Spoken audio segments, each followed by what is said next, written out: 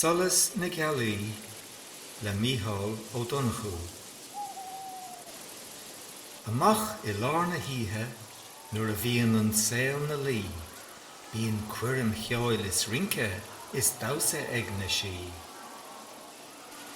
Bíonn ithe agus ólacha, fianta is broscaí, is mór an eile spórtacha le solas na Gealaí.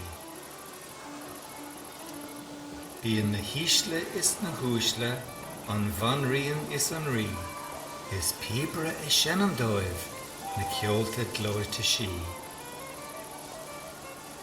Ní bhíonn brán ná búirt ar aonaice, ach mair is gairí, ba bhráil an bheithe suagra leo le solas na Gealaí. An sin ar hacht na maidine, ribh bhreacha an lé I míd, chluisfa iad ag grada leo mar chuile leis an mí. Bíonn siad ina gula nuair a bhíonn an saol na hí, ach tagann siad amach arís le solas na Gealaí.